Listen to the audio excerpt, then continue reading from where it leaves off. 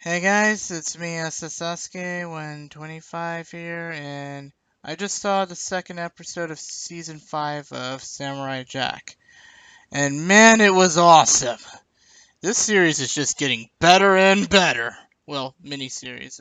It's a continuation of the original, but point is, it's doing pretty damn well. Anyway, what do I think of this episode aside from it being pretty well? Oh yeah, and I just want to also point out that the animation for this episode is really top notch. And let's see what else. Oh yeah, and the fight scene for this episode was definitely well choreographed. And not to mention, this is one of those rare times where we get to see Jack getting his ass kicked. Oh my god, that just rhymed. Jacked. Oh god, jackass. But anyway, but Jack was managing to hold his own against like Aku's descendants, like the seven masked ladies, and I swear they're just like the freaking Flash. Well, and Quicksilver sort of. It's like imagine trying to fight like seven of them at once. Well, while you being a badass normal without any real superpowers. Anyway, and not to mention we actually get to hear like Aku's voice more in this series. Well, in season 5 anyway. And the new voice actor is actually really good. I mean, he's not as good as the original. Rest in peace to the old guy, but anyway, the new guy's pretty damn decent. I especially love how Aku is like, yeah, Jack, I don't care about him anymore. It's been 50 years and he didn't even try.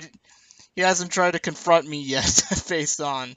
So screw it. I'm just gonna go home and rest or something like that. You guys take care of him if you want, talking to his minions, but I'm just not gonna even give a shit. Wow. But also, Jack in this episode has like freaking split personality, sort of, or like, more like his PTSD's acting up or something like that. Point is, his mental problems are starting to show more when he started talking with himself. It's like his past self is like doubting him. It's like, we should have just ended our committed seppuku like, I don't know, freaking 50 years ago instead of being trapped in this hell for like eternity and stuff. We haven't faced Aku. We haven't returned to the past. This is pretty much all pointless. And Jack's like, no, we can still do this and this stuff. And also, it's like you see the freaking horseman again, the guy in the shadows that Jack usually been seeing a lot in his head. I'm not sure if it's his hallucination or if that's actually the Grim Reaper. I have a theory that Jack might die at the end of this series. Who knows?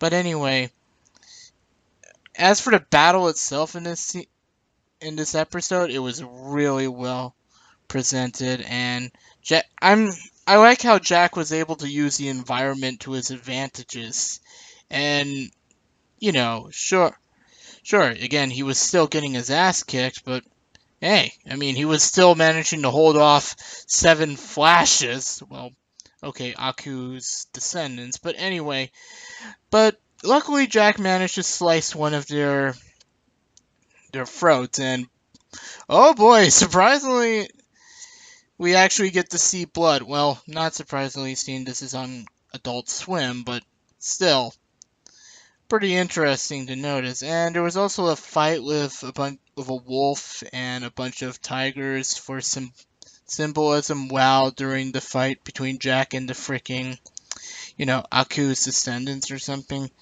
It's like he managed to escape after killing one of them, and by using that vibrating weapon from that one bad guy he took down in the last episode, which is kind of smart, like taking your enemy's weapons, after you defeat them, which again is pretty pragmatic, but pretty useful in the grand scheme of things. Jack, manages to escape the freaking Aku's descendants, presuming that they've been killed in the explosion. I highly doubt it, but whatever. And Jack jumps into the water and it's like he's bleeding out from injuries. It may look like he's dead while he's floating on the in the river, escaping from the temple. Oh, that he blew up with the vibrating weapon device thing.